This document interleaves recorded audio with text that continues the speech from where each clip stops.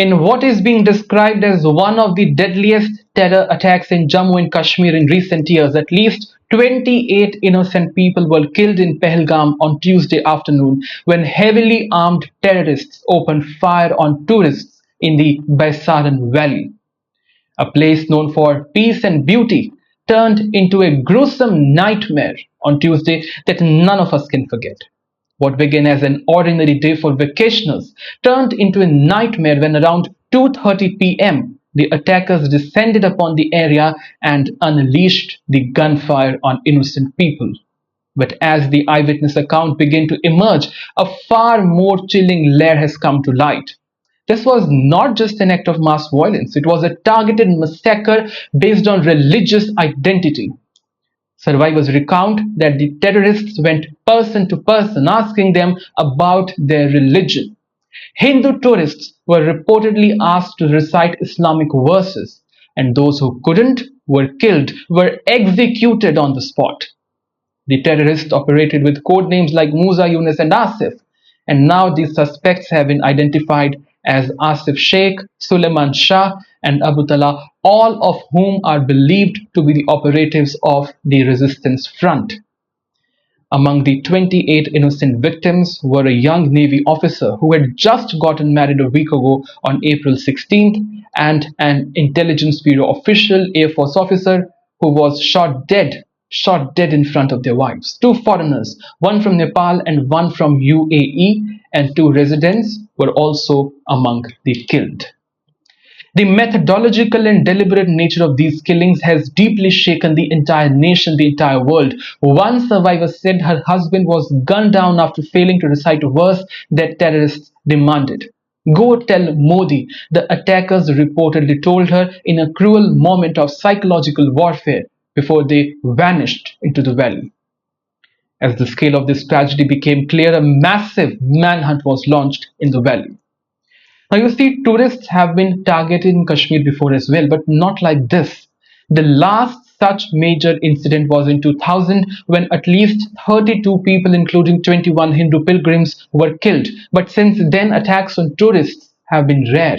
And Tuesday's attack was brutal, large scale, and timid to hunt both the peace and the people of the country. Army personnel, CRPF, and local police have cordoned off the region with helicopters deployed to evacuate the injured. Since the area is accessible only by foot or horseback, the operations remain quite challenging. Prime Minister Narendra Modi, who was on an official visit, 2-day official state visit to Saudi Arabia when the attack occurred, immediately cut short his trip and returned to country India. In a post on X, he condemned the attacks in the strongest terms possible and vowed that those behind this heinous act will not be spared.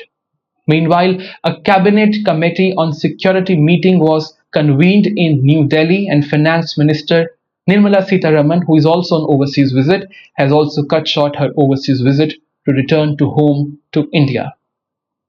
Home Minister Amit Shah has visited the site of this terrorist attack and vowed to bring justice to the entire nation. As panic spread, the Delhi police ramped up security across the capital Delhi, especially at tourist locations and broader border entry points. Airlines have responded by increasing flight frequency to Srinagar and also waiving the cancellation fee to help those stranded and bring people back to the homes. Eyewitness videos paint a horrifying picture. Tourists screaming, people bleeding on the ground, and families begging for help. One clip showed a woman sobbing near her dying husband. The attackers reportedly had no intention of taking hostage or making political demands. Their aim was simple. They had sole aim of killing based on religion, killing the Hindus. This attack has brought back chilling memories of the past and has also raised fresh concerns about the safety of civilians, especially Hindu pilgrims and Hindu tourists in this valley. While the government has not officially confirmed the perpetrators, the criminals, the preliminary investigation point towards the Resistance Front, TRF, a shadow outfit of the banned Pakistani-based terror group Lashkar-e-Taiba.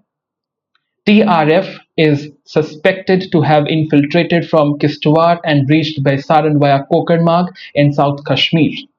International condemnation poured in swiftly, with world leaders from United States, from Russia, Italy, and the European Union calling the attack, and I quote, vile and barbaric. United Nations Chief Antonio Guterres also expressed his sorrow and urged a united front against terror and terrorism. But beyond the geopolitics and security responses, the heart of matter lies in the cruelty of the transpired that people were killed not for what they did, but for who they were, asked to prove their faith, and then shot when they couldn't meet terrorists' arbitrary religious Muslim test. The people also came to see Kashmir's beauty left in terror, and the scares may last for years.